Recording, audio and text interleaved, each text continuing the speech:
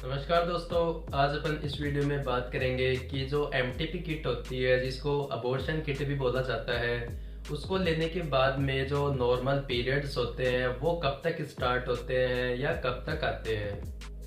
दोस्तों, जो पीरियड्स होते हैं एमटीपी किट लेने के बाद में, वो नॉर्मल जो साइक्लिक पीरियड्स होते हैं 28 डेज से, या फिर किसी के जैसे 25 डेज से, या फिर किसी के पहले जैसे 35 डेज से आ रहे हो, तो वो रेगुलर उसी हिसाब से आने चाहिए। सपोज जैसे किसी ने एमटीपी किट यूज में ली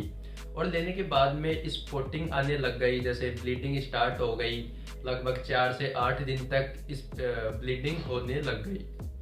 जब 8 डे पे ब्लीडिंग खत्म हो गई मानते हैं अपन, तो उसके बाद में तो नॉर्मल जैसे उनके रेगुलर पीरियड्स आते थे उतने ही दिनों बाद में नॉर्मल पीरियड्स आने चाहिए। अगर किसी के 30 डेज बाद में नॉर्मल पीरियड्स आते हैं तो उनके 30 डेज बाद में ही आने चाहिए। लेकिन अगर किसी के जैसे बीच में आ जाते हैं, जैसे 4 to 8 डेज तक ब्लीडिंग आती है, फिर 5 से 6 दिन स्टॉप हो जाती है, फिर 2-3 दिन ब्लीडिंग आती है, फिर बाद में स्टॉप हो जाती है, फिर बाद में वापस ब्लीडिंग आती है, तो इसमें अपन देखते हैं कि अपन सोचते हैं, अनुमान लगाते हैं कि जो एमटीपी किट अपन ने यूज में लिया है उससे अपना कंप्लीट अबॉर्शन नहीं हुआ है, कंप्लीट मिसकैरेज नहीं हुआ है, कुछ पार्ट्स जो होते हैं फीटस के वो अंदर ही रह गए हैं, तो उसकी वजह से बार बार हेमरेज हो रहा है, बार बार ब्लीडिंग आ रही है, ये मान के चलते हैं। तो इसको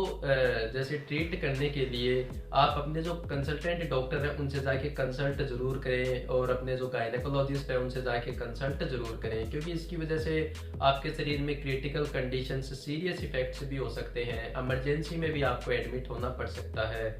या फिर ब्लड प्रोडक्ट्स भी आपके शरीर के अंदर एडमिनिस्टर करने पड़ सकते हैं। तो इसीलिए आप अगर ऐसी कंडीशन है, रुक रुक के आपकी ब्लीडिंग आ रही है एमटीपी किट यूज लेने के बाद में, तो आप अपने जो गायनेकोलॉजिस्ट है उनसे जाके कंसल्ट जरूर करें। कुछ कंडीशंस ऐसी देखी जाती है कि जैसे पीरियड्स तो रुक गए हैं, जैसे ब्लीडिंग 4 to 8 डेज तक हुई एमटीपी किट लेने के बाद में, फिर लगभग 40 डेज 45 डेज तक पीरियड्स आ ही नहीं रहे हैं, वापस स्टार्ट ही नहीं हो रहे, तो हो सकता है उस कंडीशन में आपको क्या है कि प्रेगनेंसी टेस्ट करना चाहिए वापस से। क्योंकि कभी कभी क्या होता है, एमटीपी किट लेने के बाद में भी, जैसे ब्लीडिंग होने के बाद भी जो प्रेगनेंसी है वो आगे कंटिन्यू हो सकती है, तो उस कंडीशन में आपको प्रेगनेंसी टेस्ट करना चाहिए। और अगर वो पॉजिटिव आता है तो वापस जो गायनेकोलॉजिस्ट है उनसे जाके कंसल्ट करके एमटीपी किट या फिर जो डीएनसी जो भी बेस्ट लगता है डॉक्टर को वो करेंगे, और आपकी जो